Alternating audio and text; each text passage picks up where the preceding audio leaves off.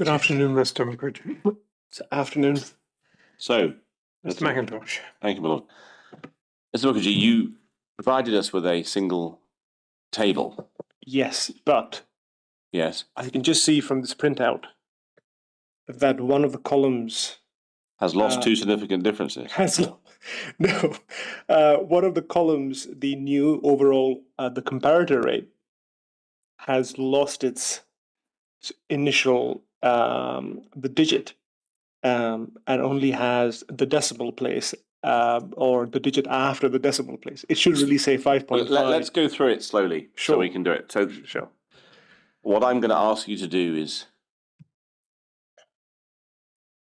I think what happened is you sent us a screen grab over the lunch break, an image rather than a spreadsheet. What did you say? No, I sent the spreadsheet, but I think it's whatever it did. It didn't fit it all in. Right. Well, let's work it through and then work out what we're going to do with it. So, obviously, left-hand column is the year. Yes. First column is the Dr. Chaput inspired Chahalian infection incident rate, which we find already in the in table 1 of your document you produced last night. Yes. Then we have the GGC Chahalian unit admissions, which you've been using since last summer. Yes, the second iteration. The second iteration. Right. We then have the Dr. Chaput Chahalian infection rate. So that's the first column divided by the second column. Times 1,000. Yeah. Yes. So in 2015, there are 2.3 cases per 1,000 admissions. Yes. Yes. Yes. Third column, we have the comparator environmental infection incidence. This is the one where you've taken on board Dr. Chaput's comments about Great Ormond Street and the right-hand column. Yes. But not the other comments she's made, because you maintain the others have all been deduplicated. Yes. Yes. And the comparator admissions is the same comparator admissions you've used for the whole period. The comparator admissions, just note that for 2016, I as I noted right before lunch, that I took into account the some time back the flag by Dr. Chaput that I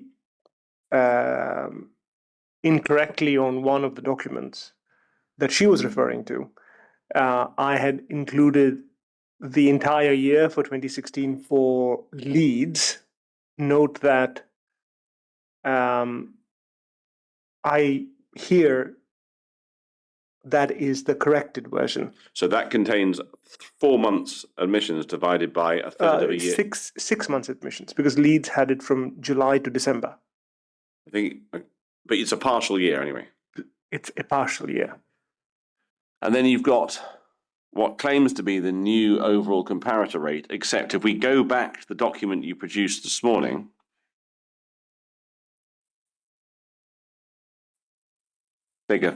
table 3,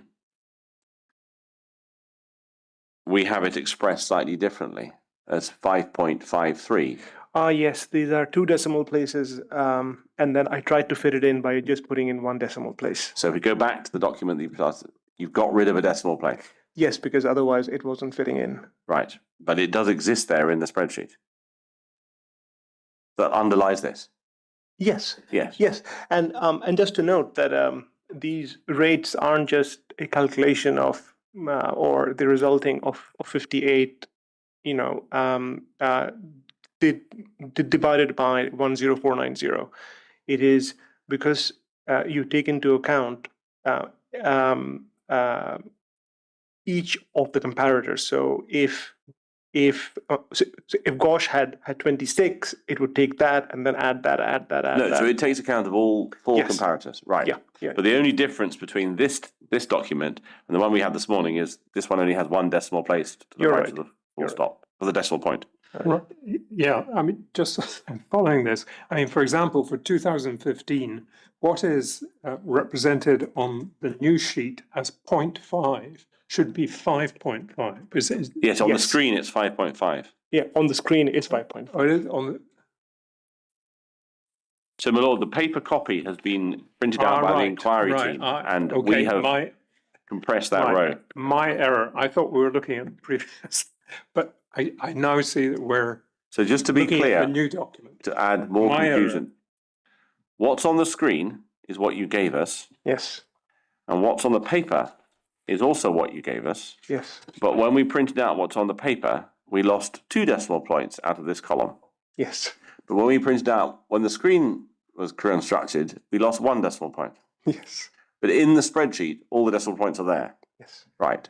And then the rate ratio, CI low, CI high, p-value, and summary where p-values have not changed. No. No. Right. Well, what I'm proposing to do with this is I've taken Mr. Mookerjee's evidence of what this means this morning. I'm not proposing to go over that again now, except one question of clarification about p-values. And then I'm going to invite all the call participants who wish to look at this spreadsheet. And then if they wish to contact the inquiry solicitor with any observations that they think would assist us, to do so ideally within the next 2 weeks. And the reason I say that is because there is only, I think, one witness still to come after the end of this week who has, I hope I'm not disparaging someone I've forgotten, who has the professional background to interpret this.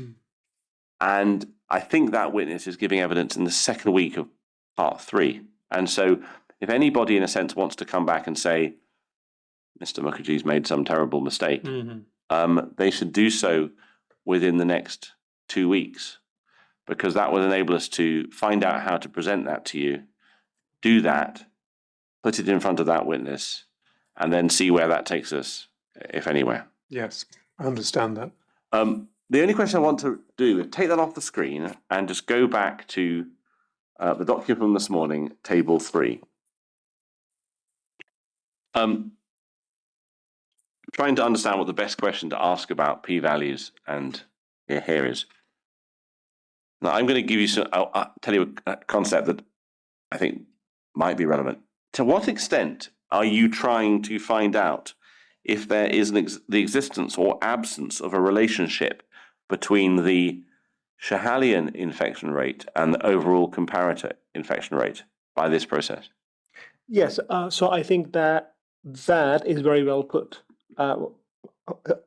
That is exactly what we are trying to ask, and to suffix that point with, if there is a difference, is that difference will that difference be significant? Okay. And the final observation just to make is that when you carry out any of the calculations in this document, or indeed the one you supplied at lunchtime, it only operates within 1 year. It doesn't look at the relationship between 1 year and the next year. Yeah, exactly. It will only look at the year. So the p-value, the rate ratio is all for that. Okay. For that year. What I want to do now is just put to you a few of the comments that Dr. Chaput has made that we haven't already addressed.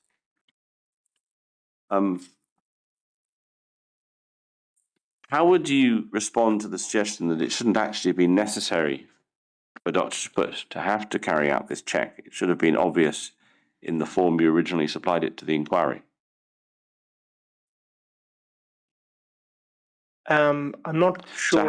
So Dr. Chaput effectively has had access to the FOI data. Yes. The original bloodstream infection spreadsheet, all 215,000 rows. Your reports, or your supplementary reports, Dr. Mumford's reports, and she has worked this out herself. How would you respond to the suggestion that it shouldn't have been necessary for her to work it all out? It should have been something that was immediately apparent, and you should have disclosed it all in your original report? Well, I think first and foremost, I have gone on face value in terms of what has been provided by Dr. Chaput. I have not, to my recollection, have not seen the methodology that she followed in terms of how she arrived at the final number of Schehallien infections for 159. Other than the comment you relied on. So other than the comments that I rely on per organism, I can't recall seeing her analysis of the freedom of information incidents and activity and what kind of rate that would provide. So, what I have sought to do, or what I have tried to do, is to aid the inquiry and to restrict the number of back and forths that we have on this by purely utilizing her numbers or the approximations, or the ones I've been able to work out from what she has provided, and gone by what she has noted should have been the column that I should have taken for the Gauss data. What I will say is that if feedback was given sooner, then these corrections would have been made sooner. I mean, I think the point she would make is that, Mr. Mookerjee, is that she couldn't provide the feedback sooner. I mean, by sooner, I mean last year. I don't think there's any value in working out when this summer she could have provided the response, because you'd already given evidence. But I think the point she would make in respect of last year is that she couldn't provide this response last year because she hadn't realized the way that you and Dr. Mumford had defined the cohort.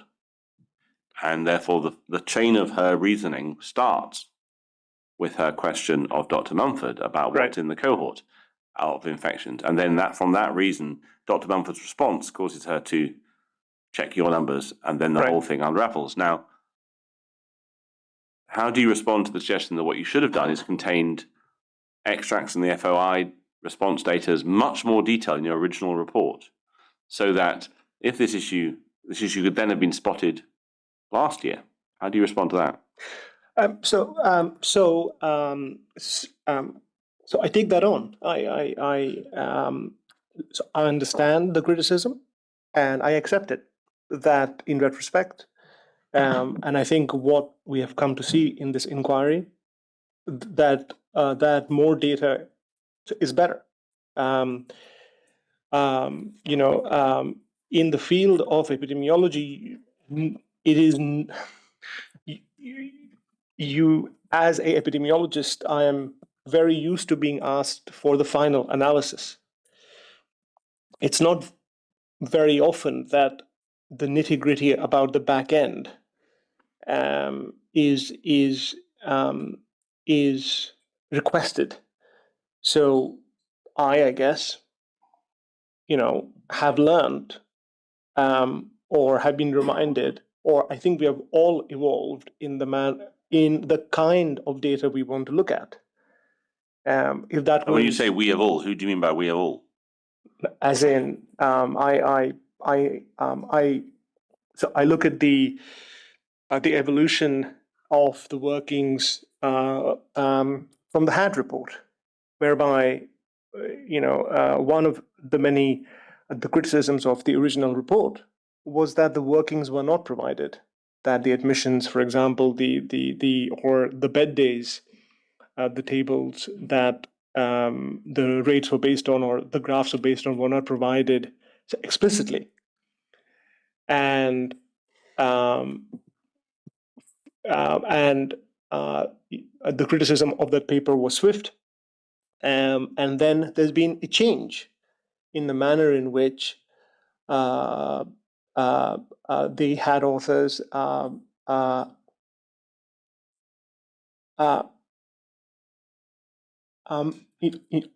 have sought to be overly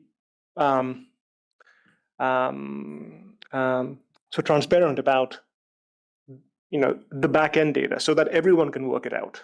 If you see what I mean. You see a process that's applied not just to you of bringing the back end data forward. Yes, and if that was what was expected of me from the very beginning, then in retrospect, I would have done that. But I think as with everyone else who has gone through their own process of analyses, it's a process whereby you produce something, you could ask certain questions, you produce more to clarify, you accept some criticisms, and you make some rebuttals. So the next point I want to put to you relates to the calculation of the number of infections in the comparator units. Now, I recognize that you have, to some extent, you have entirely accepted Dr. Chaput's critique of your use of the GOSH data. But absent the 2016 partial year issue, you haven't accepted her criticisms in respect of Leeds, Cardiff, the Vale, or Oxford. And I noted that she explained in her evidence, around about column 186 for my colleagues, that because of the concerns around deduplication that she identified, the effect is that the comparison being made between GGC's data, even properly deduplicated, and this comparator is simply invalid and should not be attempted and cannot produce a conclusion. How do you respond to that?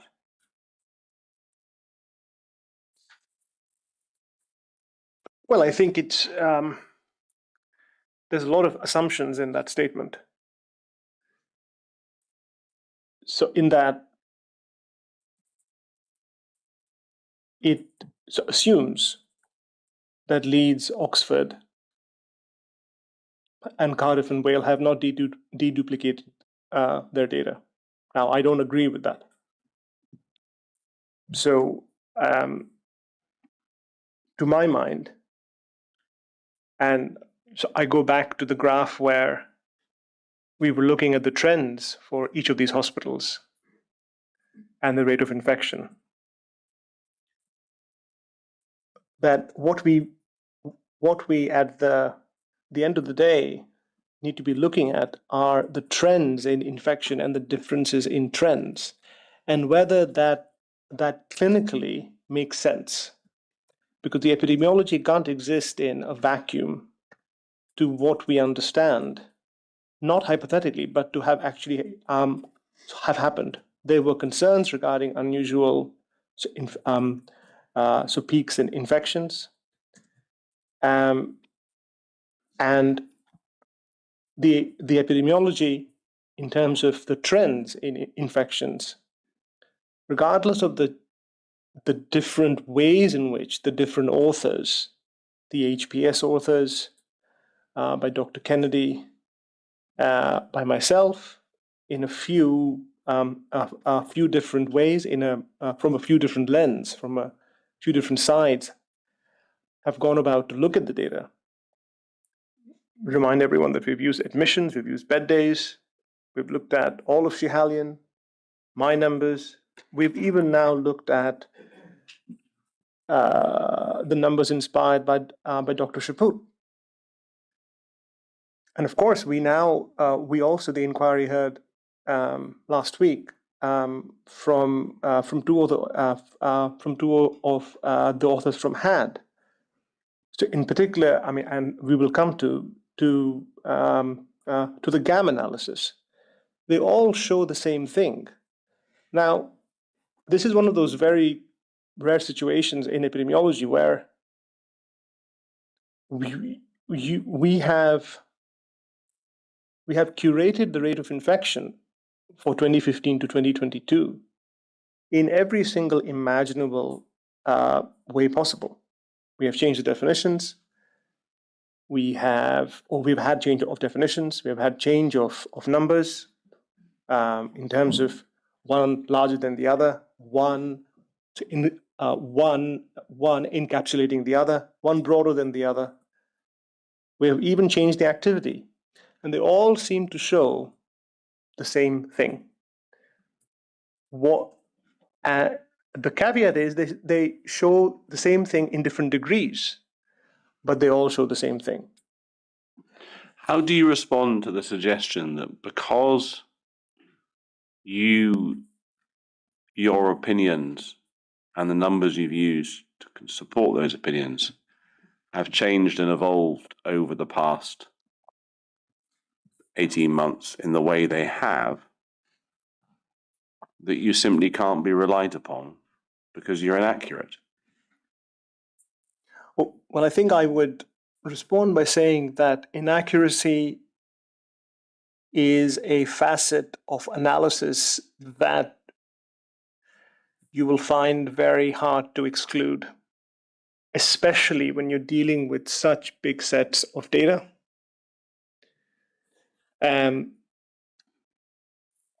Which often has been paired with communication one way. So I have been given data without the recourse to having the data well presented to me in a way that would be most so agreeable to this sort of analysis. That we've been dealing with a lot of data, and actually it's in keeping with with the epidemiological the process that you. I mean, in the epidemiology circles, we don't call them we don't think of inaccuracies,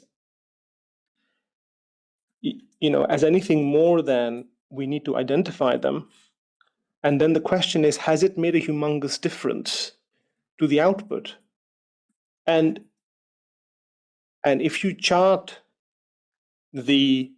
or if you want to quantify the effect of the inaccuracies in my analysis, one way to do that is to compare all of the charts that I've produced, so throughout the process, and to look at the trend, to visually just look at the trend.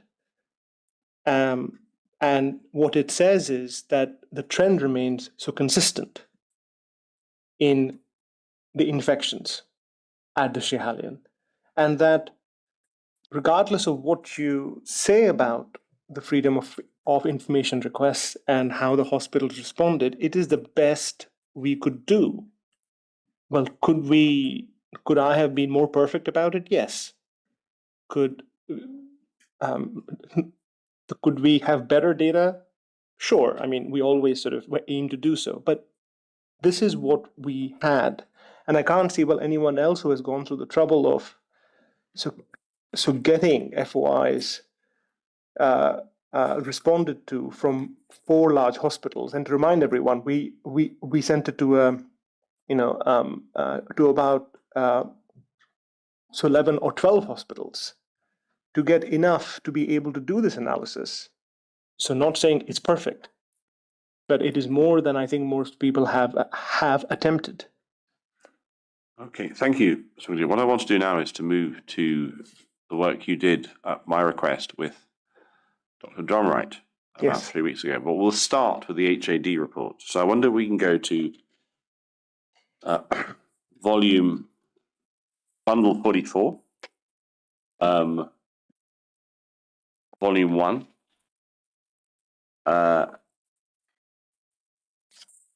document 1, page 64. So this is a section 7.2. Is there an increased level of infections consistent with there being widespread contamination of the water system? Now, the reason I put that on the screen is I want just to ask you to explain to me what you understand the authors of the HAD, what you think they were trying to do. We'll start with adult patients in the BSI sections, and then we'll look at the pediatrics. So in a sense, what's your understanding of what they were trying to do? I guess the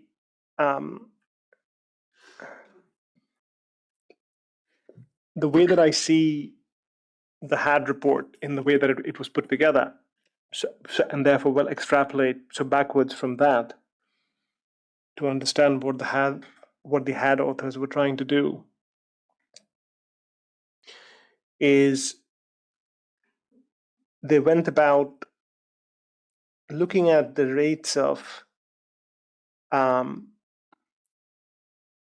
environmental, non-environmental infections within from the perspective of the consultant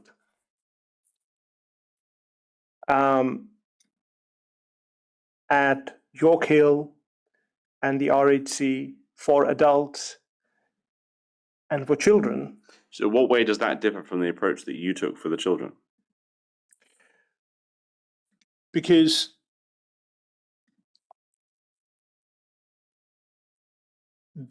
the question that guided me was, we understand that there is concern regarding the unusual rates of infection within the Schiehallion. What does the data tell you? And so the methodology or the hypothesis that I went on to answer was,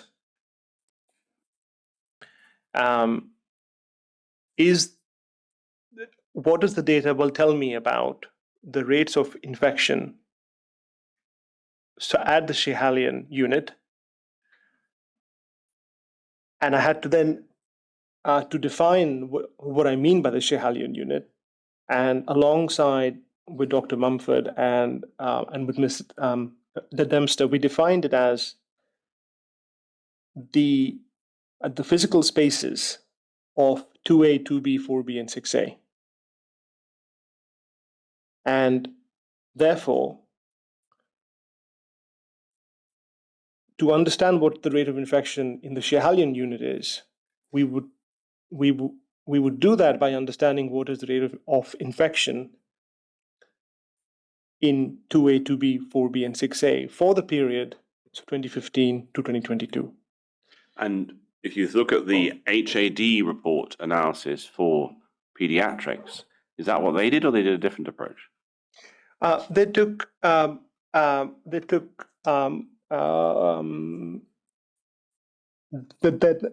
approach they took was different, because what they ended up with was a rate of infection.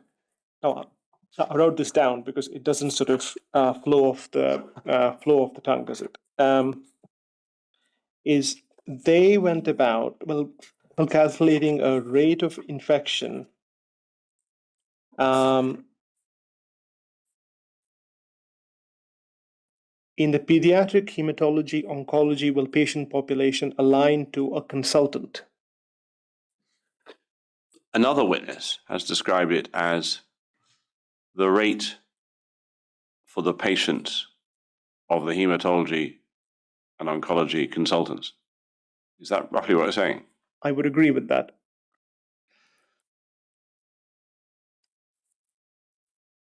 And is it the same? Do you understand the same principles being applied to the adult patients for the hematology Yes. consultants there? Right. Both to the numerator and the activity. Given the difficulties that you had with identifying appropriate activity measures, what difficulties arise from an approach which looks for the rates amongst the patients of certain consultants rather than in particular wards? The simplest way to put it is the inconsistencies in way of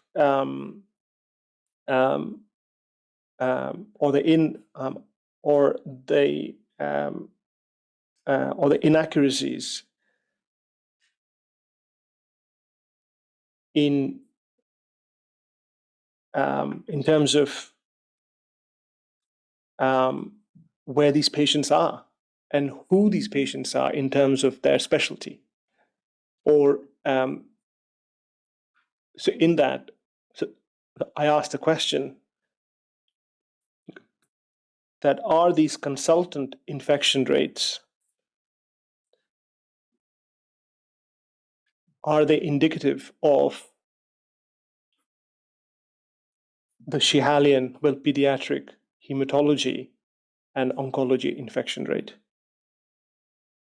And I would say no, they're not.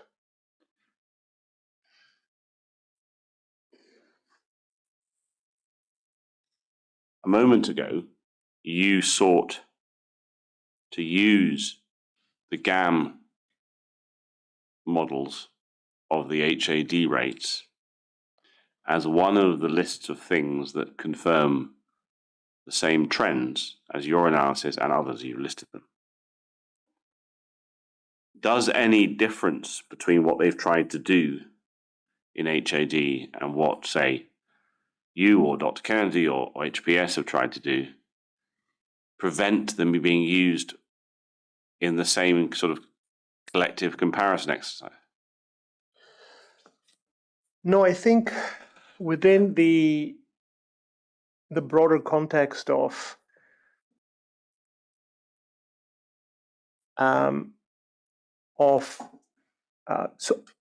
looking at rates of infection. So on the proviso that we understand that the definitions are different, that I think, for example, that my Schihalian infection analysis will probably sits as a subset within Dr. Drumright's pediatric oncology consultant analysis. So keeping that in mind, I can see some value in it being part of the analysis that we take into account alongside the HPS reports and those of others. But as long as we remember the caveats, and they're not a absolute like for like comparison, but the Venn diagram does extend, over the Venn diagram for the HAD analysis will have considerable overlap with my analysis. Okay. Sorry, did you just say Venn diagram? Yes. I'm afraid it's some time since I did my higher maths. Yes. Remind me what a Venn diagram is. So the Venn diagram are essentially best sort of seen as circles of overlap. Yeah. And so more the overlap. Well, Yes. more the overlap. Yeah. You've reminded me. Okay. Now, I think the one thing I wanted just to get you to talk about in this context, because I don't think you've actually given evidence about it, and I think you're the primary user of it. So we can go, I'm going to double check I'm in the right place. Yes, Bundle 44, Volume 6, Document 13, page 201. So this should be the second, was actually the first GGC response data. Now, something terrible has happened to our screens because they're flickering. Oh, they've stopped flickering. I wonder if we can simply go to for actual ease of conversation to page. We'll stay on this page 201, and we'll look at the bottom half of that table, which is January 2018 to December 2018. When you came to find your geographical connection to work out what was the Italian unit, Yes. are there any difficulties in this data that you found, given that this is supposed to be hematology and oncology patients? Well, yes, that you have unit admissions here that are not specific to the pediatric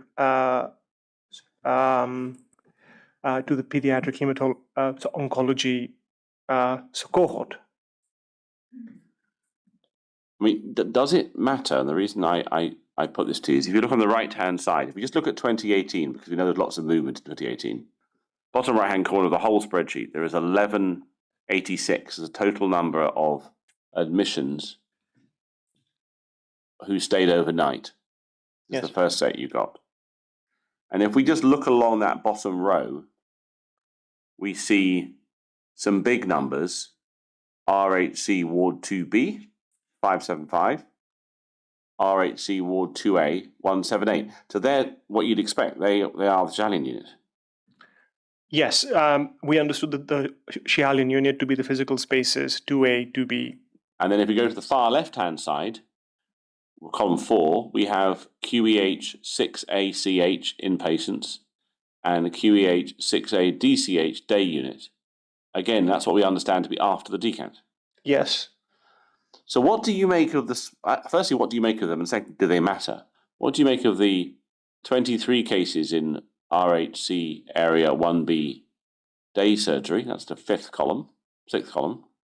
And secondly, the 138 cases in clinical decision unit. And then there's a couple of others smattered around the hospital. What did you make of this when you saw this data set? What did you think you ought to do? Well, I mean, so I know the answer in terms of what I did, but to rewind back to the impression that the spreadsheet gave me. I mean, one of the first questions was that are these wards and the admissions are aligned to them, in line with what the title of the spreadsheet says, is that this is the RHC hemato-oncology, from which I understand that these should be admissions Yes. that are all specific to the pediatric hemato-oncology patients. In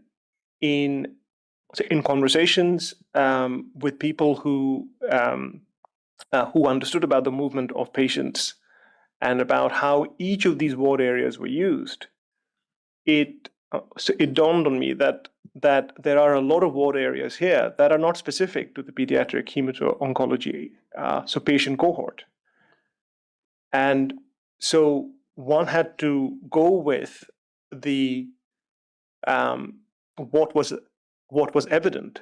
So in terms of what was explicitly stated as a ward like RHC Ward 2A,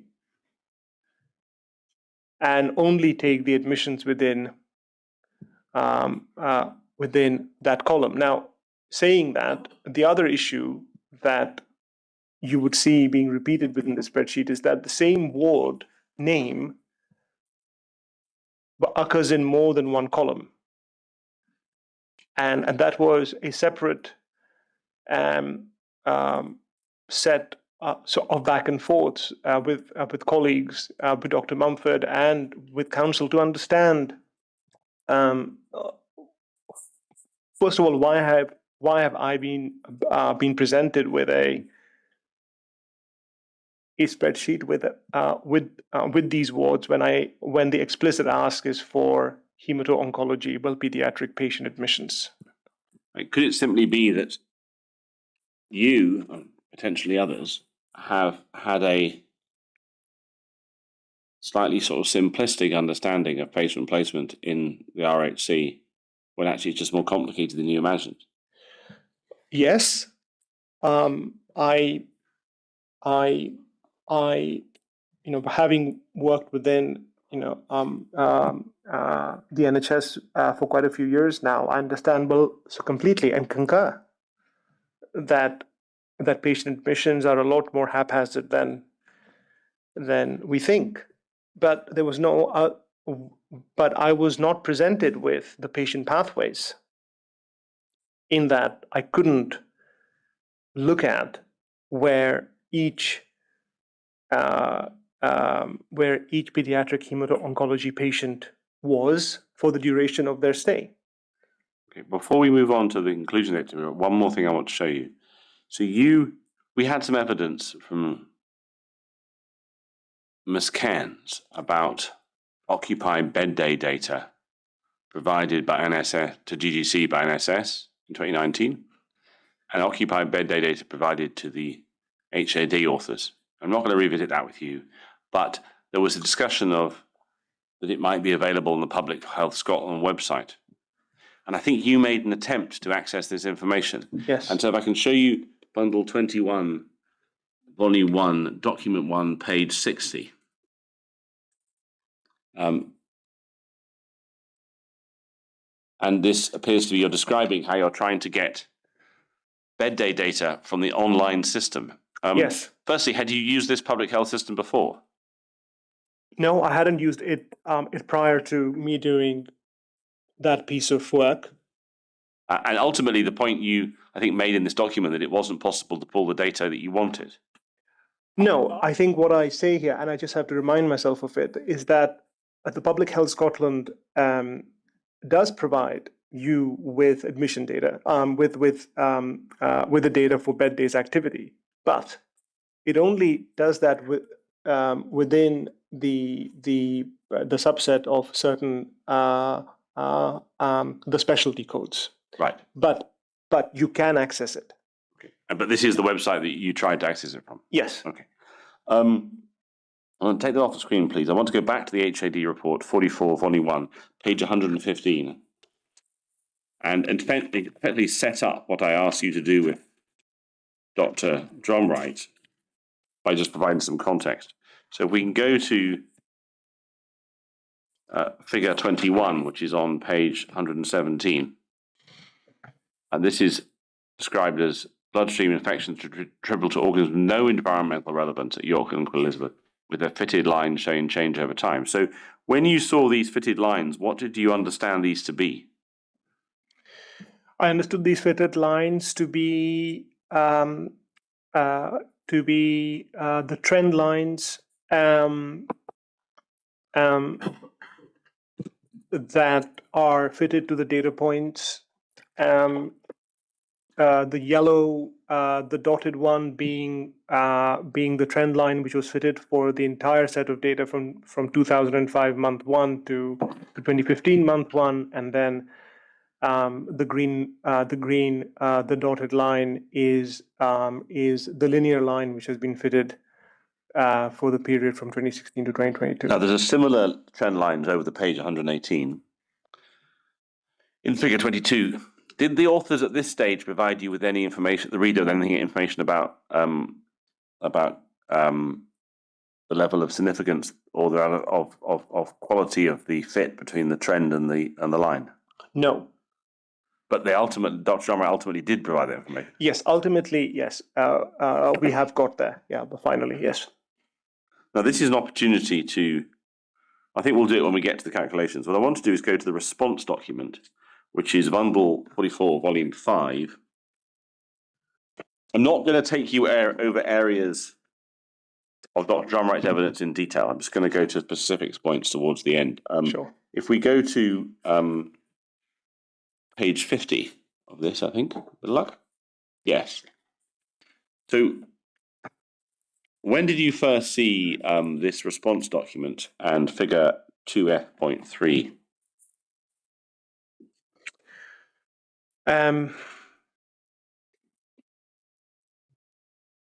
So I would say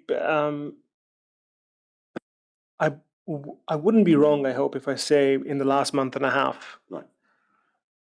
If just for the context, we flip between this and 44, volume 1, page 118, so the page we were previously on. Yes.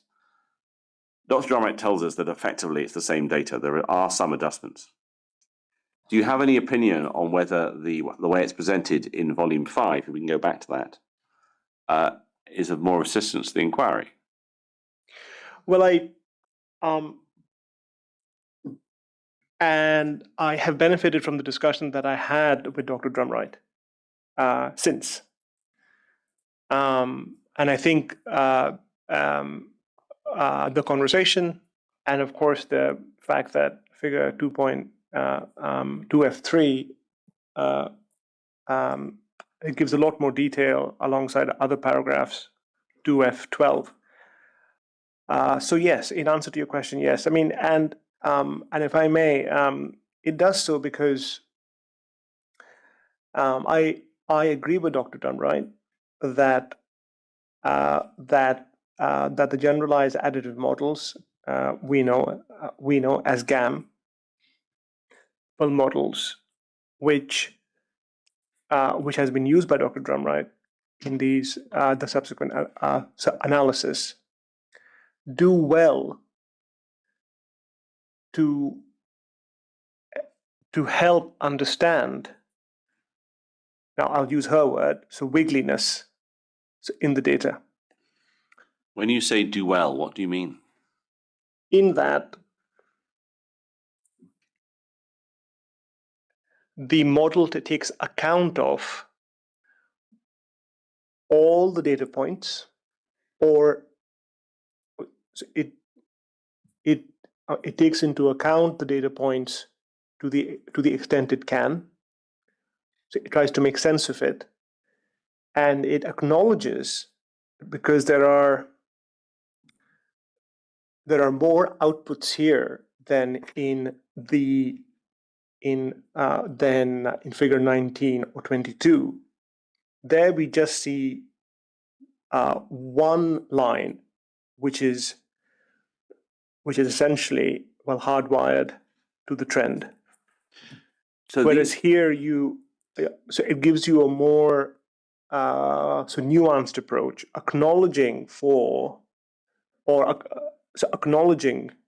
the changes in rate at different points in time. I've obviously got Dr. Drumright's evidence on this, and she produced it. What do you think is important that we should draw out from this figure, 2F.5? 2F3. What we can draw from that is and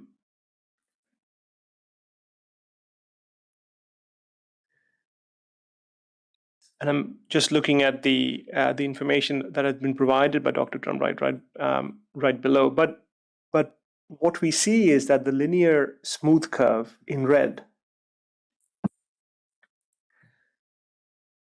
follows the rise in data points, and therefore conveys that from the middle of 2016 to about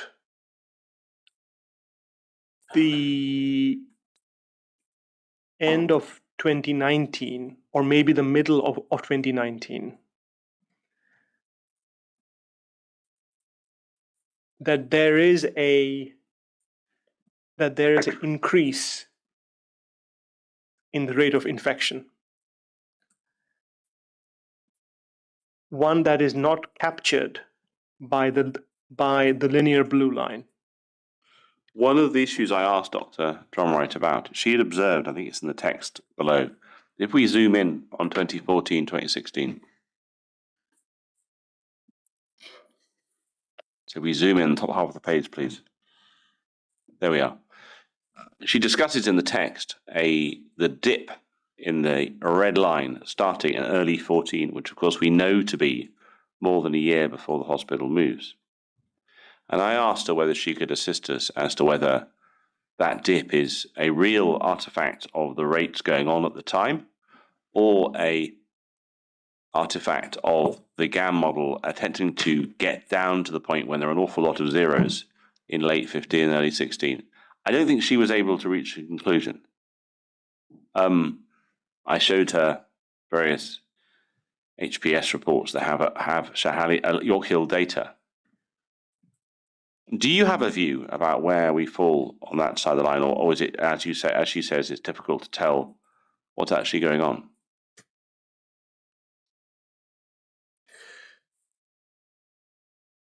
Well, it's when you use a model such as GAM, what it is essentially doing is that at every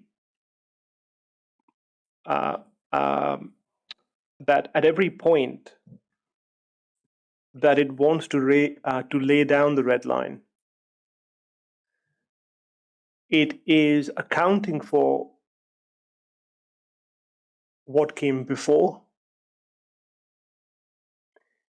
And so one of the artifacts of GAM models and what make them useful, and here I'm looking at the linear smooth curve, is that it is quite sensitive to the data points. So where the linear line sort of takes the line of best fit, so almost ignores the fact that there are the data points in black, because there are a lot of zeros. Yes. And the linear line, the blue line, sort of ignores it, going that they seem to be so deviations from what I recognize to be where this trend seems to be going. Just from my notes, Mr. Mookerjee, I think you said the blue line, in other words, the linear Yes. trend, ignores the 0 points. Is that Well, what you- I mean, is that it's a what you- loose term, but yes, I said ignores, Yeah, but it's a loose word. But I'm trying to sort of make sense of Yeah. that it's sort of the blue line linear lines are sort of, well, quote unquote, they're taking the line of best fit. So essentially, what they're trying to do is, are there the same number of data points above the line as they're below? So, and if so, the line needs to be there. Whereas the smooth function within GAMS, which gives rise to the red line, is a lot more sensitive. So and therefore, so if you see this clustering of zeros just prior to 2016, well, going into 2016, my take would be that the dip in the red is an artifact of it acknowledging the presence of those zero infections. Right. What I'm going to do is I'm going to take you to your joint work with Dr. Drumright. Now, you didn't produce a joint report eventually, No, we did not. but you did meet. We over did Teams. meet. And I did say in the paper that in the bundles that I wasn't going to ask you to discuss blow by blow of any conversation you had. I just wanted to see whether you could agree. Yes. And whilst you didn't agree on a report, you've done some bits of work. I want to have a look at yours, and then I'll Sure. look at hers. So if we go to 44, volume 7, and we go past the opening note to page 37.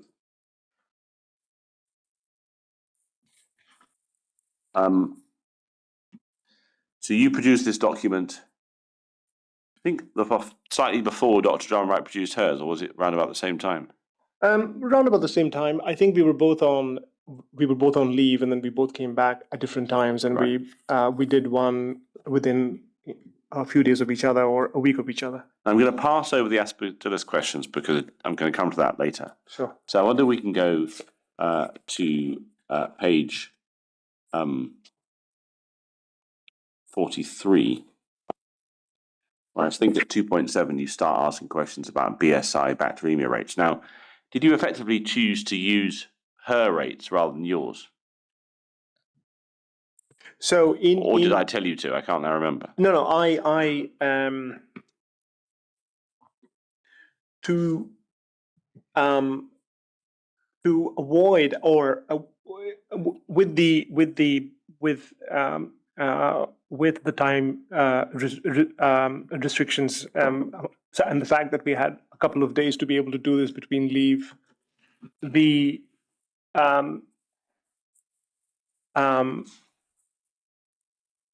and so acknowledging the fact that that we were working off infection, so spreadsheets which were different. So I think we both acknowledged that because of the differences in the source data, or the manner in which the source data was presented in terms of the infections, and of course the activity data, that we would expect the rates for the periods that we note here in 2.8, 2.9, and 2.10 will be different. So in order to help the inquiry, I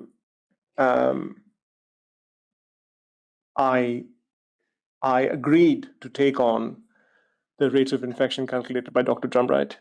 Right. That means that if we were to look back either at 2F.3 or figure 22, it's those points in the chart that you're using. Yes. Now, Dr. Drumright did hers a particular way. She used GAN models. Yes. And she's talked about that. And if we go over the page onto page 44, do we find that you've calculated a series of rates each year or parts of year? Well, this was just to understand this. Well, table 3, I used my initial, the quantitative link report, Shihalian infections, using Dr. Drumright's bed days, and I did that as an exercise to understand how far away the bed days that she was using were from the ones that I had access to. So effectively, this is you just connecting your work to her work. So, exactly, and it is something that you would do. You would do in the field of epidemiology. You would try to understand how much of a pull is the different activity, so in terms of the rate. And do you want to draw any conclusion for this, or is it just part of a working? No, it only serves to be part of the working, because I did not go on to use this for my final analysis, where I use the rates which were calculated by Dr. Drumright. So over the next page, on page 45, you set out your objective to calculate infection rates for 3 periods. That is January 2008 to May 2015, June 15, September 18, October 18 to February 22. Do you have any views on Dr. Drumright's evidence about using averages to construct a denominator for the 2005-2007 period of her York Hill data sequence?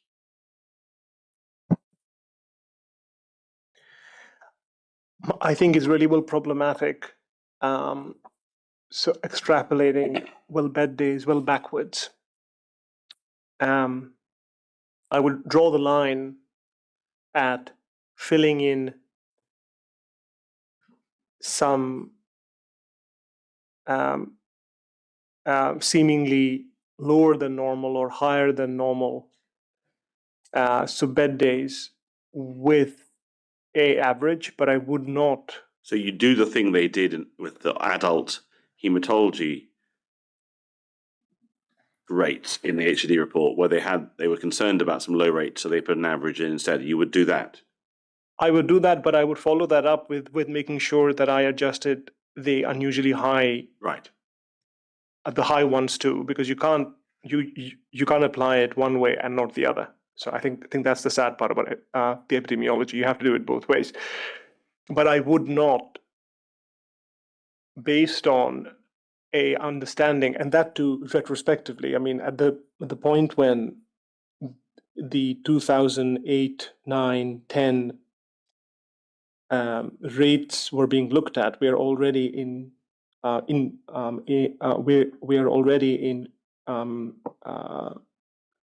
25. So our knowledge of what was going on there is scant, and then to extrapolate retrospectively, there's a huge assumption that nothing at all is different about the hospital in 05, 6, 7 as opposed to 7, 8, and 9. Right. Which I don't think we have enough information to say that. So I wouldn't. Right, let's go back to page 45 of volume 7. You described your methods. I'd like just to talk through these, just to make sure we understand them. What's the first bullet point saying? What's reshaping the data into a long format with a continuous decimal year? What does that mean? So what that essentially means is that rather than the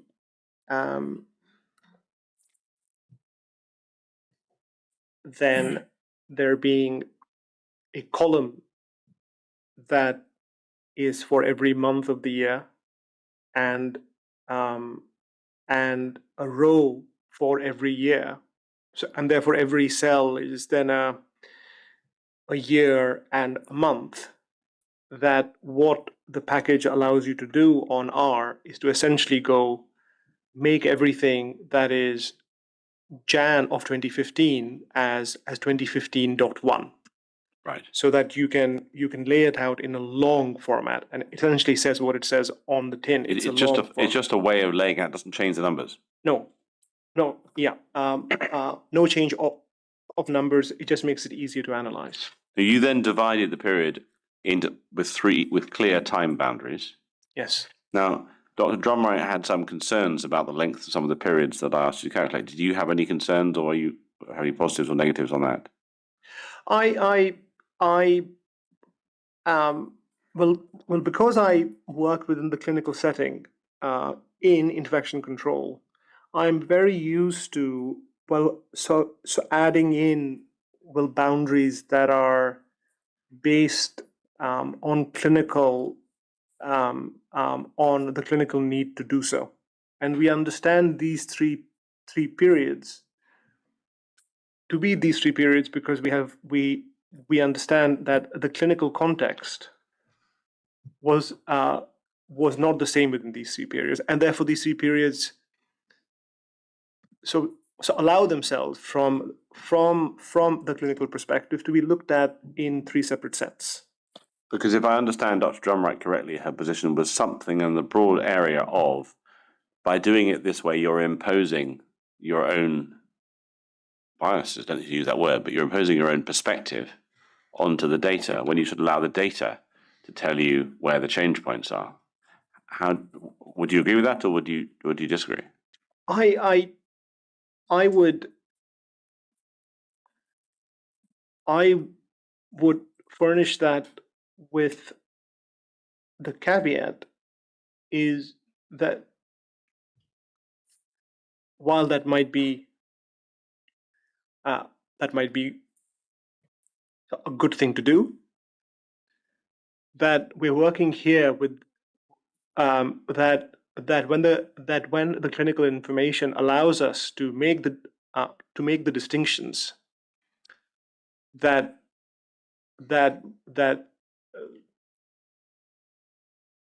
we can give weight to doing the analysis in that way, in that that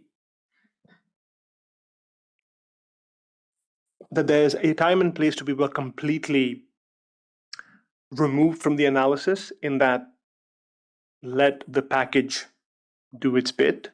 And I think we have seen the outputs so along those lines.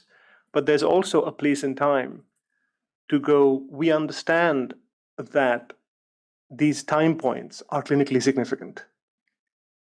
And therefore, we're almost doing a before after, but comparing these three periods together.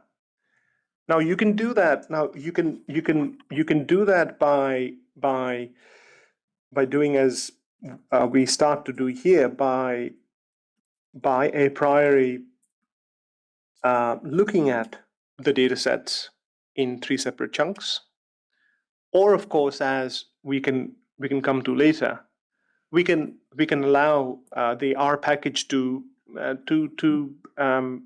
help us understand if if from the perspective of the analysis, are there the changes in rate? But I think what I'm trying to get at, and I think is that so epidemiology within this context exists within the realm of clinical understanding. It is a tool to understand the clinical context better.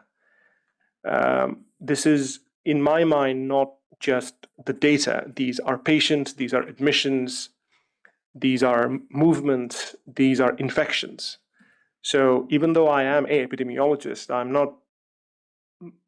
I find it uncomfortable sometimes to just call these data points, or because actually they are they are so much more than that. And so if we need to understand the clinical context of 08-15, and we want to understand the question about how that chunk in time differs from 15-18, and then from 18 to 22, we should ask those questions. I think it was Dr. Agrawal who, I think in answer to the question of Mr. Lordship, described his colleagues' approach to the material that might have been available that they weren't able to see as being agnostic and focusing on, and Dr. Drummond talked about focusing on the data. Am I right in thinking that that isn't a view you would, does that have its value?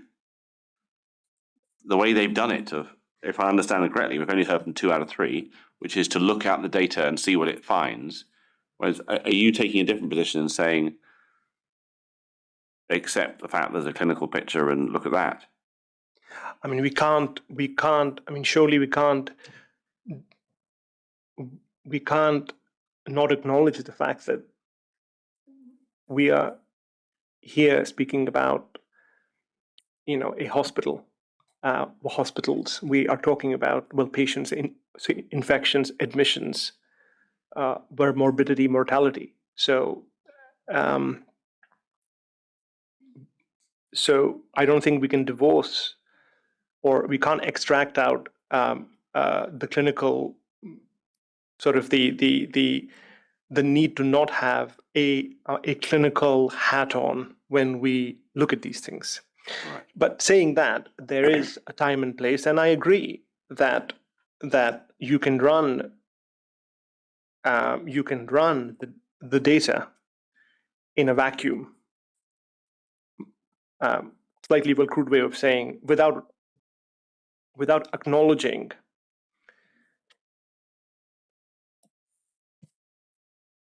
the context from which you have extracted that data.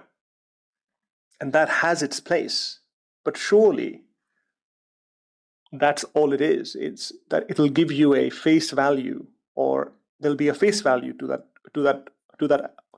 analysis. And then the question will arise, well, okay, we have these p-values and we have etc. We have the confidence intervals, but does it make sense clinically? What is it telling us? So you will get back to that question. I wonder if you go back to page 45 on the screen. This is what you actually did for each period. We'll look at the result in a moment, but you say you calculated the mean monthly rate and fitted a simple linear regression rate decimal year to estimate trend slope and p-value. Am I thinking that this was a linear regression, not some negative binomial that you were doing? Yes, absolutely. This was a regression of the linear variety, in line with what I have been doing. So up till that point, fitted to the data points for each of these three sections. And did you calculate these linear regressions separately from the other periods? There are 3 separate calculations of it. There are, yes. For this piece of work, there were 3 separate calculations. Yes. And then what's this second last bullet point? You compared your mean rates for each period using Welch's t-tests. So essentially, it's a I guess it's a type of p-value. So it gives you again the significance value between 2 neighboring periods in time, within the neighboring periods of time. So you can compare the mean rates of these 3 periods to each other, and you can infer from it how these periods might be different to each other. Right, and we'll come to the last bullet point in a moment, but let's go over the page. And you calculate the rates. Now, this is the Welch t-test calculation rate that we see here, is it, or have I misunderstood? No, the Welch t-test will give you the differences in the mean rates. Right. But these are just the mean rates. Are these just the mean rates? Okay. These are just your. Is this effectively what we see on page 47, graphically, in figure? Yes. Right. Yes. Let's look at figure 2 on page 47.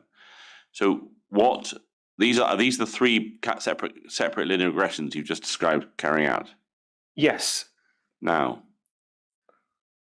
are any of those trend lines, they have p-values that make them significant? The slope, yes. So I think If you want to go back to the previous page, just say. Sure.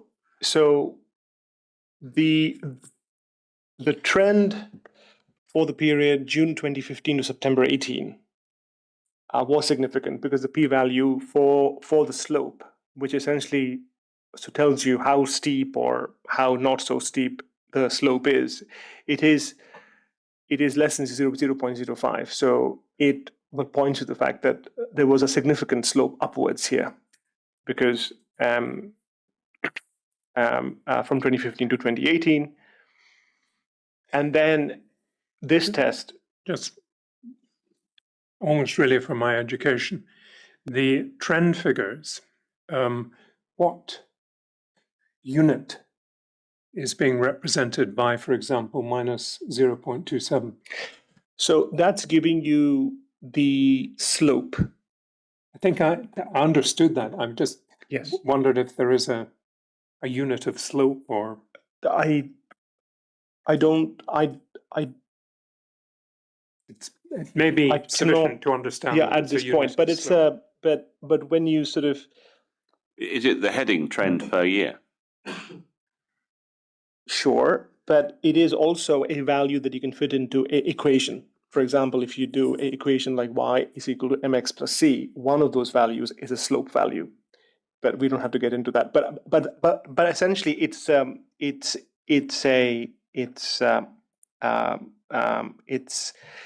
the slope.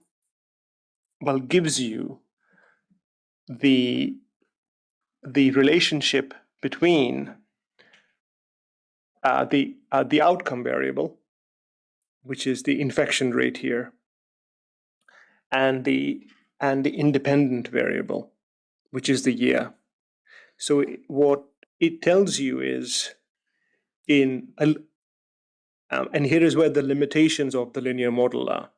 But what it's saying is that for every year between 2015 and 2018,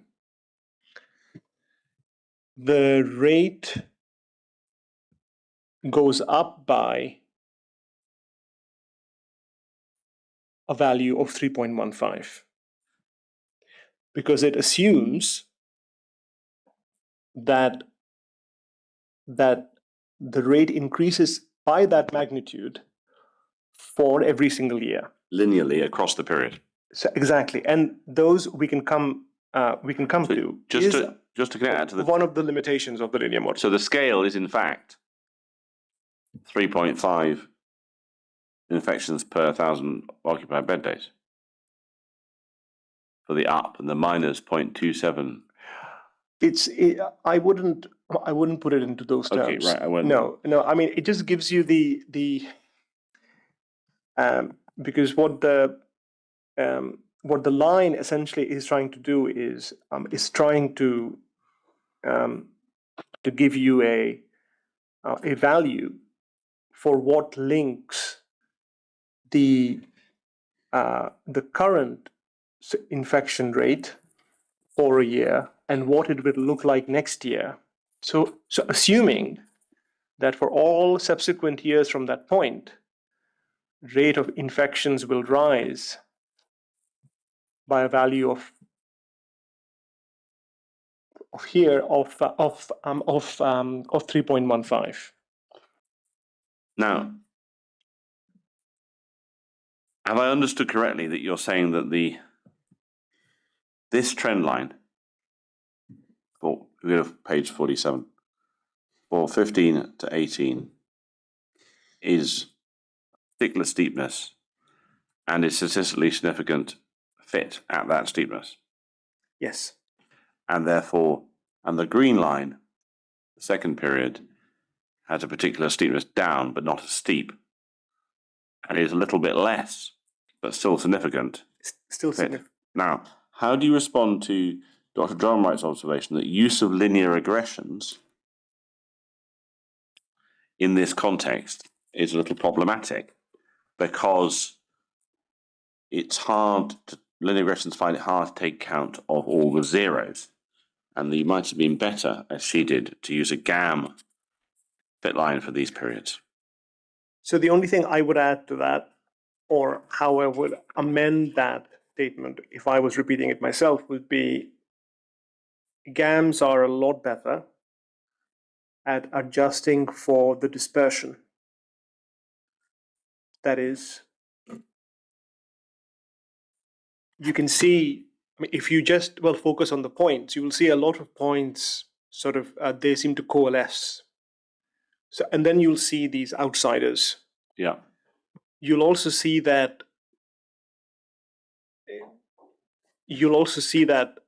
there seems to be, the data points seem to be coalescing at certain points, but almost into sort of like a bunch, and then they seem to be going upwards. That GAM models are a lot better. So in fact, they are made for being able to better account for the dispersion. In that, you understand that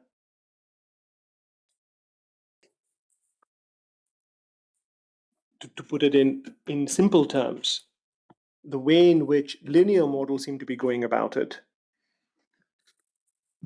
will tend to ignore. So if we were to look at that figure, I recognize that I'm not attempting you to draw any conclusions from what I'm about to ask a question, but it might help me understand. Is there a distribution of data points in one of those three periods, which is more suitable for GAM models than the others? Because they seem to have a slightly different distribution. Can you help us understand? Because you've talked about clumping and you've talked about points that are away from the mean, and of course it would help us, I think, to understand if, for example, you look at the blue section, that's the York Hill section, and then you revisit your explanation of when GAM models would help. Is that an area where GAM models would help, or am I asking the wrong question? No, I think you're asking the right question. I would just sort of tweak my answer by saying that I think once you that there's a process in understanding these sorts of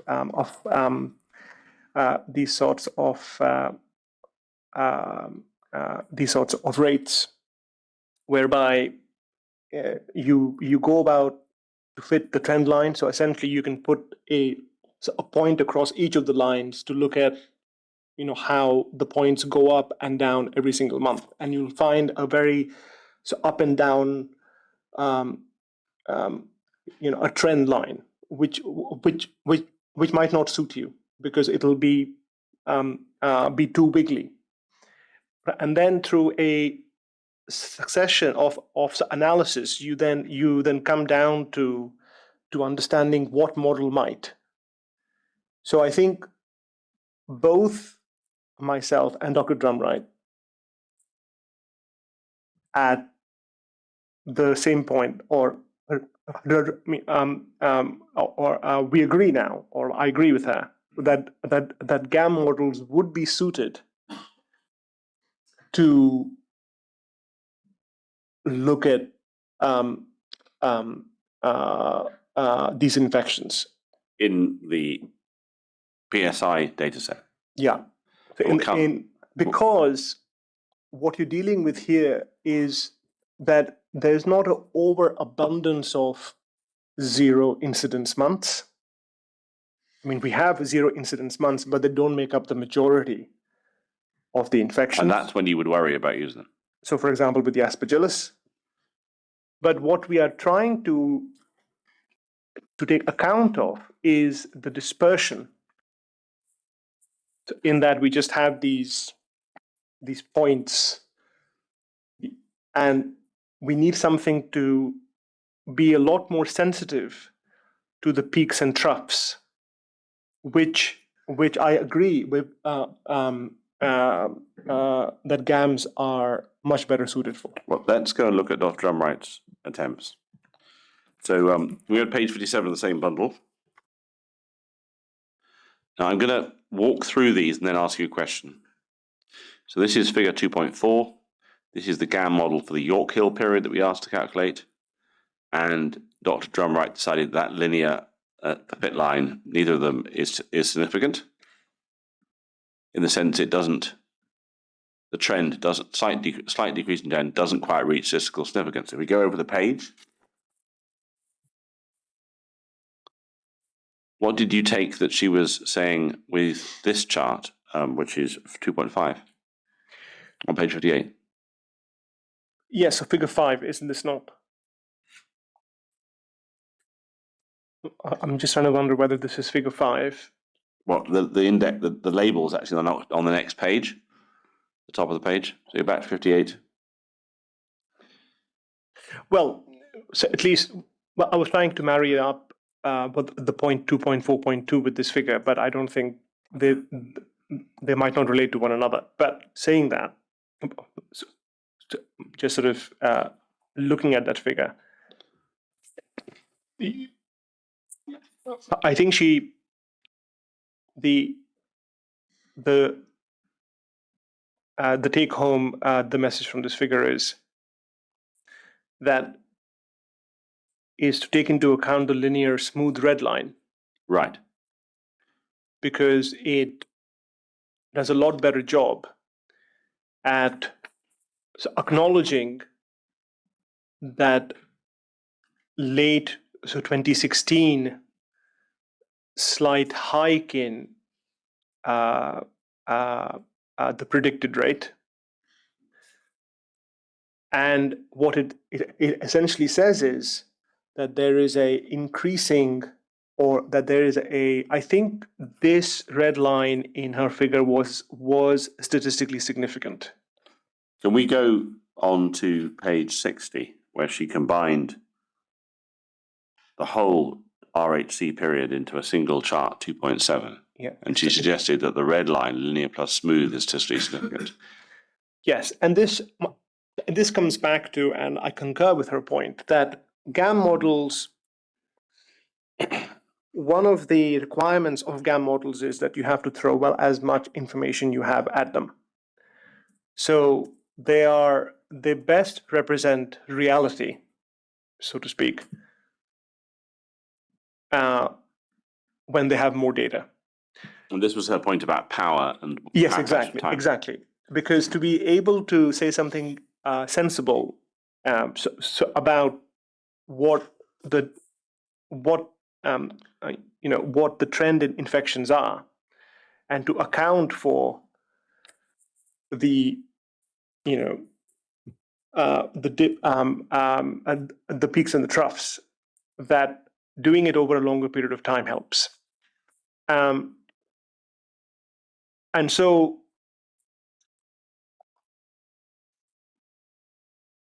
here, of course, from and I think she does one for the entire period as well, which is the next page, which is the one we've looked at, page 61. Figure, it was 2.8, it was 2F3. I just wondered, looking at this chart, to what extent do you disagree with Dr. Drumwright's interpretation of her own data in this paper that she produced after speaking to you? I think the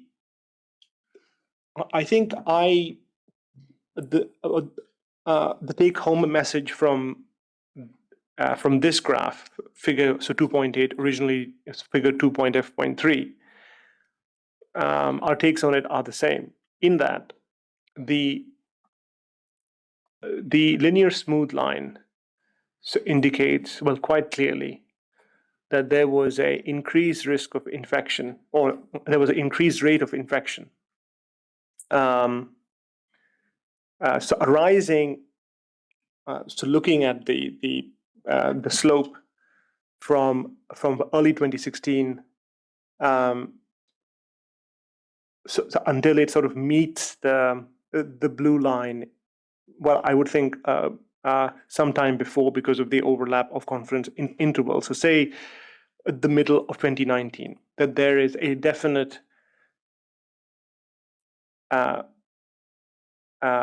peak of infections over that period as compared to the rest of the timeline.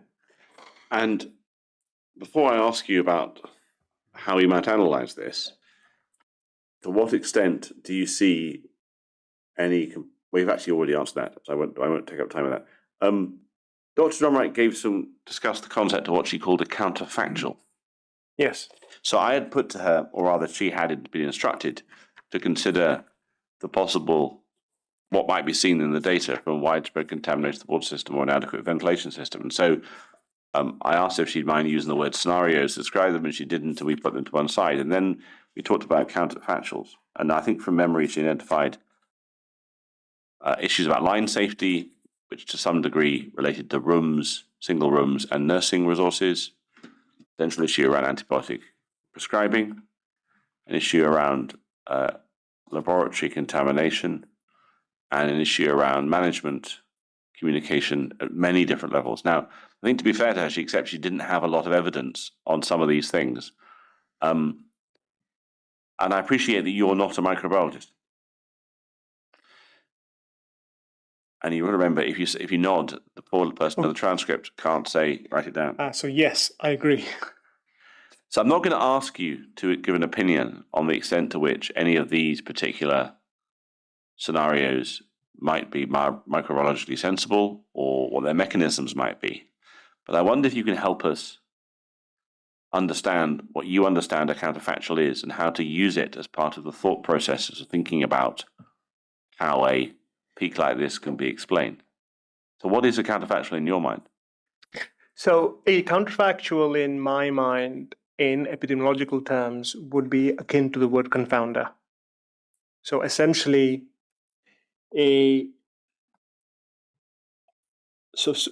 other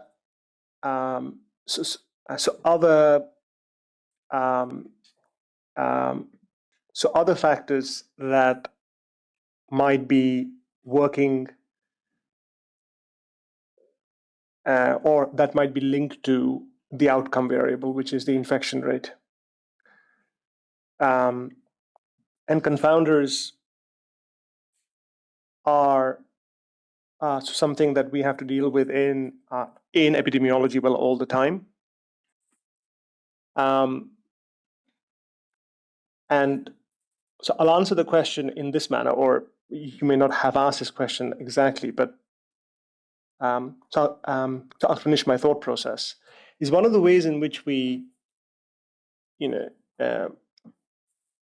so the first point, we understand that confounders exist within the healthcare environment, right? Because they are fluid environments in that we have a lot of patients, they are in the environment.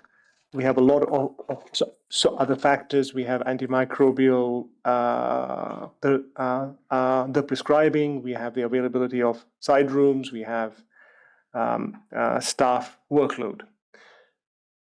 But these are not unique to a hospital. I mean, if you go into every single hospital on this land, you will hear that we have issues with staff. The samples of microbiology don't seem to come back as soon as they should. That our prescribing could be better, or more patient-centric in terms of the epidemiology, or taking more account of the epidemiology of the resistance bugs. That we might have other issues within the hospital. For example, I know that line associated, the BSIs have been was noted as one of the confounders. And so essentially what we are saying is that these are not unique to a hospital, and it's not unique to the RHC, it's not unique to QUH. One of the ways in which we adjust for it in terms of when we are comparing rates of infection is by taking into account as large a sample for as long a period we can. Because that allows you to bring together an estimate that accounts for the action of these confounders and essentially weighs it or accounts for it across the data set. So you essentially, by accounting for it with large numbers over a large period of time, so on the proviso that they're all acting the same way in all of these the settings we are looking at, that we have accounted for them. The few things that I haven't mentioned is, one of the things I mentioned there was CLABSI, the central line associated BSI. Now, in my report where I provide feedback on the HAD report, I said something which I think should be noted, is the fact that you have bacterial infections that are associated with lines, which primarily are linked to bacteria that are gram positive. That can exist in the same space as your issue around the environmental infections. What we need to acknowledge is that these two things are not mutually exclusive. They can exist in the same space. But what we also have to understand is that gram positive, the bacteria, are different to those that we are concerned with here in terms of the environmental bacteria. So what I wanted just to press you on, I think, a couple of few points is that, drawing from that discussion, is that I think Dr. Agarwal expressed it as clearly as anyone, that the HAD authors were attempting to see if there was a difference in environmental rate infections between one hospital and its predecessors and other hospitals in Glasgow.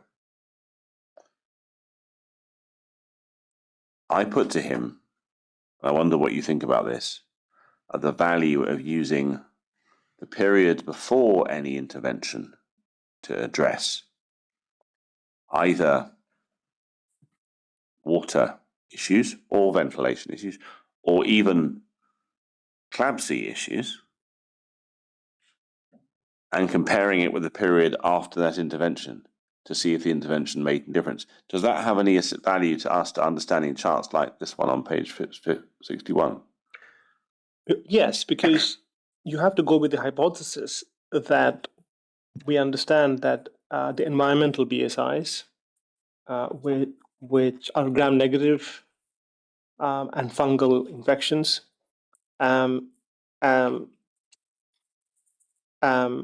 will react to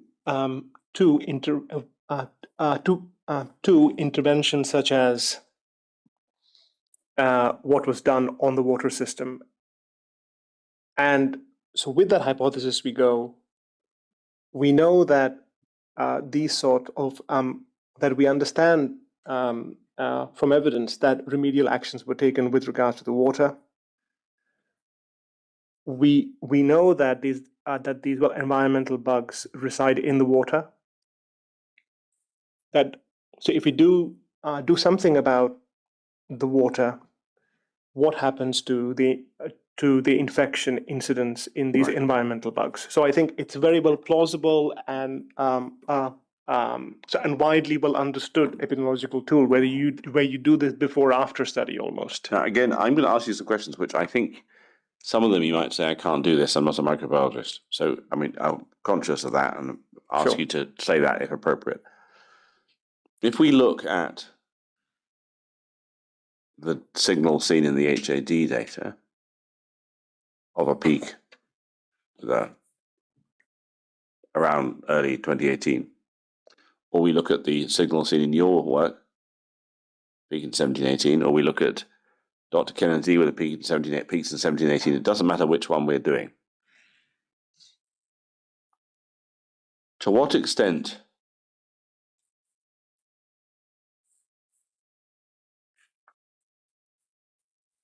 I'm going to use the word concept of some, and by some I mean more than a trivial amount, but not necessarily all. I'm being quite vague about that deliberately. From your understanding of the issues so far we've looked at, consciously, I'm not a microbiologist, to what extent could some of these environmental pediatric BSI in this peak between 16 and 19 have a cause that's not related to the water system in the hospital?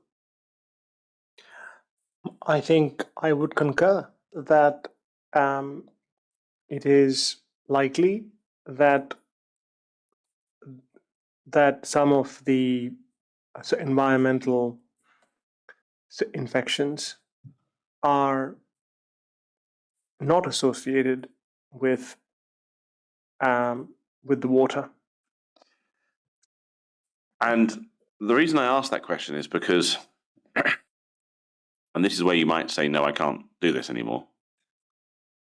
Given what we know about how some these infections can come from patients, from colonized patients, from the gut and various places like that, to what extent is it a reasonable thought that the rate of those infections will be consistent throughout time? Because same patient, same unit, same practices. You wouldn't see a peak in those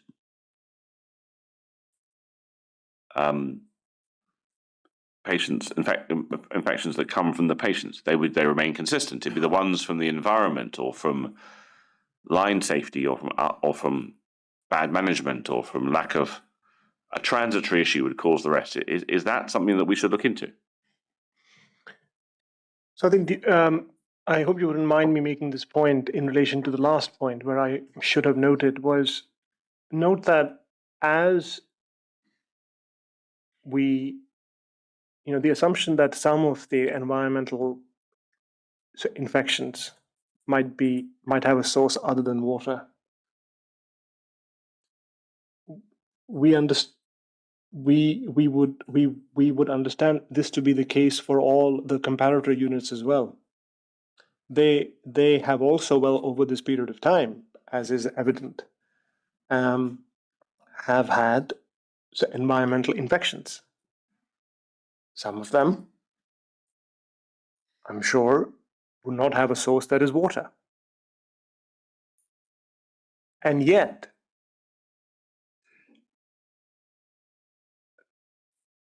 the rates, or the total rate of infection,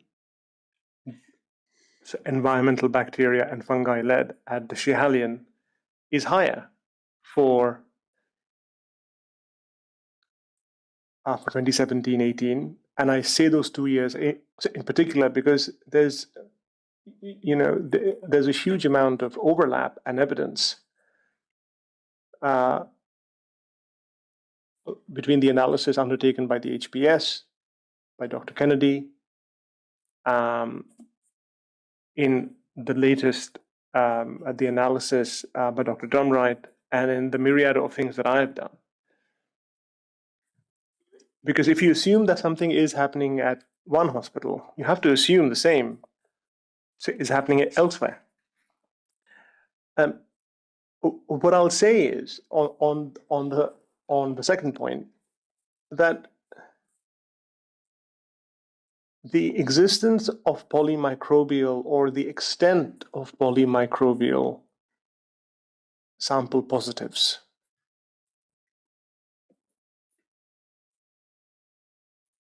is a cause for concern, because you wouldn't, what you would expect if for example something was being driven due by poor line care, or if you take another confounder, the transmission from one patient to another, you would normally see a bug, one organism. Are you confident this is within your expertise? I mean, we can caveat that by saying that it is the words of a epidemiologist who has looked at vast amounts of data and is making this call based on the perspective of his epidemiological expertise, not as a microbiologist. Right. And and we have not seen, so, well, coming back full circle to Bradford Hill, we have not seen so another, well, plausible driver for why the rates at the Schiehallion are so much higher than those of comparators.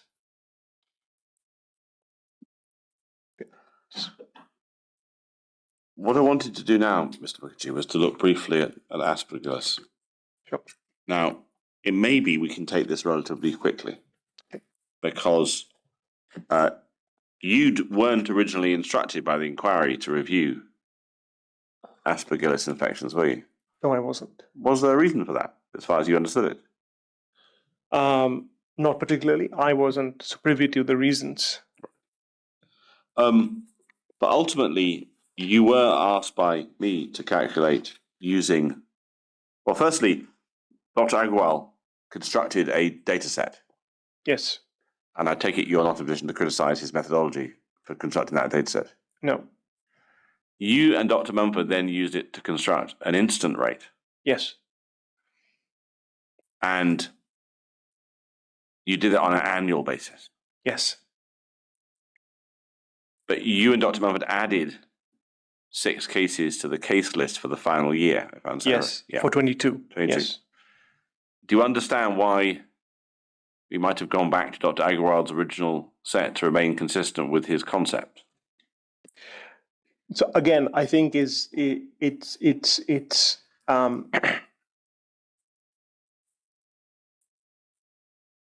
in lieu of the time constraints and to sort of to lessen the back and forths and any agreement that can be had about the methodology. More or less, the rates of Aspergillus year on year were fairly similar between what was calculated by Dr. Agarwal and by myself and with Dr. Mumford. So we thought that we could just go with the rates calculated by Dr. Agarwal. Yes, and I just wonder whether at the end of this journey of then you, then Dr. Agarwal, Dr. Drumright, and Professor Hawkey calculating GAM fit lines for adult and pediatric Aspergillus, and then you and Dr. Drumright speaking about the matters, and she constructing GAM fit lines and you constructing a linear fit lines. If we go to the HAD report, page 128, that's volume 1 of bundle 44. Now, this is the new numbers that Dr. Agarwal created. Yes. From which the incident rates were created. Where do we get to about those incident rates? In your opinion, is there any statistical significance in the suggestion that the rate of Aspergillus infections before the move to RHC is different from the rate afterwards? Do you have a view on that now? Yes. So, and my view is based on what confronts us is that the rates of Aspergillus are based on very few numbers in terms of infections. By very few, it's a word that I use within the context of what we see with the other BSIs. I mean, yeah. So in this particular case, it's 0 to, for the children, it's 0 to 5 at York Hill and 1 to 7 each year in RHC. Yes. So the only thing that you can say is that there is a wider spread in terms of the infection incidence at RHC as compared to York Hill. As an epidemiologist who works within the infection control setting and has done, looking at this chart with my clinical epidemiology hat on, I would, so at my workplace, this would flag a need to look into the numbers and to look at what is driving the increased incidence, because the trend matters. And if you have a line well connecting each of at the top of these bars from 2008 to 2022, you would see that curve sort of will make its way up from somewhere from 2, and you start seeing a lot of 5 and 7s and 6s. Yes. Because within the field of clinical epidemiology, we don't wait for something to be significant in terms of the p-value to be able to do something about it.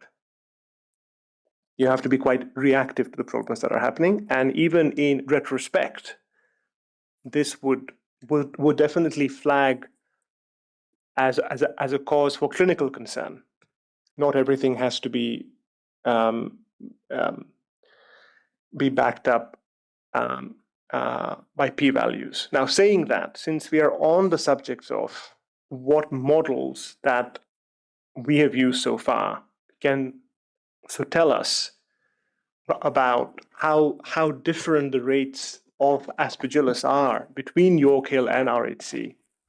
My view is that the numbers are too few, or the sample size is too small. There are a lot of zeros, so there are a lot of months within this period where the count of Aspergillus is 0. For any models to really make anything of this infection rate over time, in that we can't say one way or another whether there is an actual change in the pediatric patient. In the pediatric patients. I haven't looked at the adults in the same amount of detail, so I'm just focusing here on the pediatric. Saying that, you can see from the case incidence that there is an increase in the incidence numbers for Aspergillus that I don't think can be accounted by an increase in activity. And therefore, that says something to me broadly about, or I would ask myself the question, are more patients returning positive with a positive sample for Aspergillus? And how I would answer that is more or less yes, between or after 2018. Okay, I think, Mr. Mookerjee, that I think I have asked you all the questions I had planned to ask. But what I would like to do, my lord, if possible, is take 10 minutes to confer with my colleagues in the room and those watching remotely for them, see if there are any further questions for Mr. Mookerjee. As you may recall from your last attendance, Mr. Mookerjee, the first process we are following is to allow council to check with colleagues to see if there are any more questions that should be asked. So it should take no more than 10 minutes if I can ask you to return to the witness room. Sure.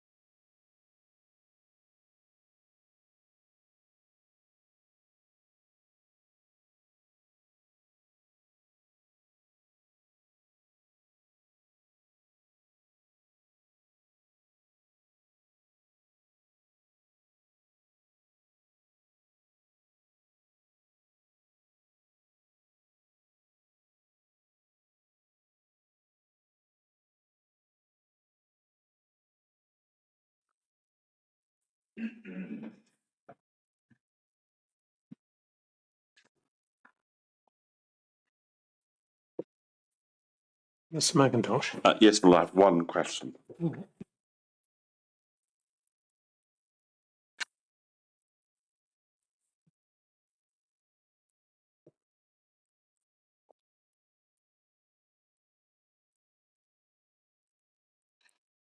One question, Mr. Mookerjee. Yes, Mr. Mookerjee, I wonder if we can go back to the document you produced over lunchtime. Yes. So it's been suggested to me that in the second row, 2016, if one divides 25 by 2,266, and you divide that number by what happens if you divide 72 by 14,714, the comparator rate, you don't get 2.46, you get 2.25.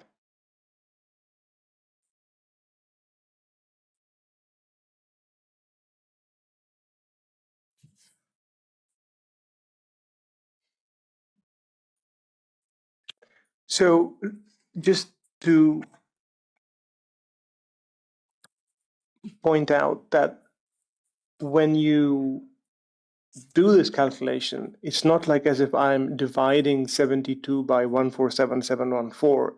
It takes into account, because you want to add the raw data to the analysis. So it's taking into account all the proportions. So there are 4 proportions that make up the overall rate of 4.5.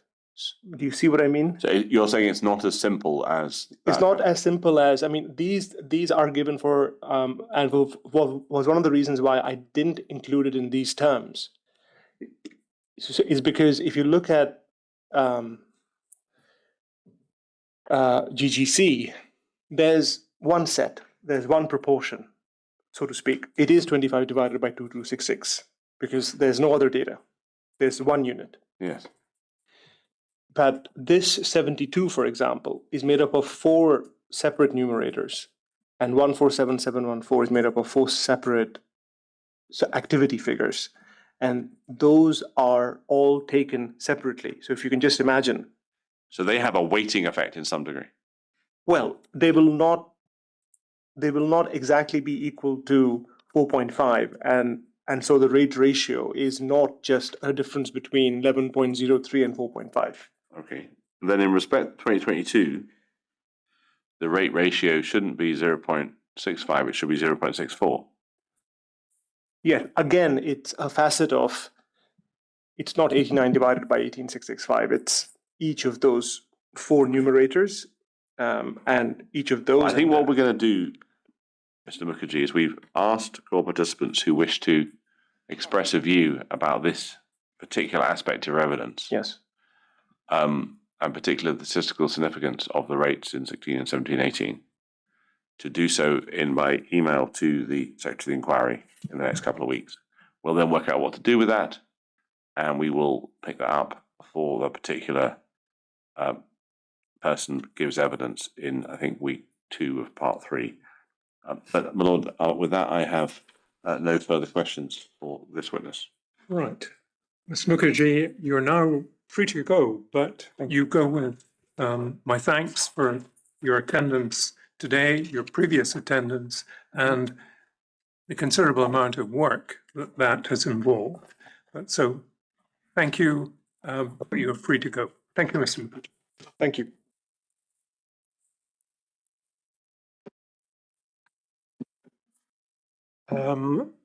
Well, we shall, all being well, see each other tomorrow, 10 o'clock. For Professor with Peter Hawke. Professor Hawke.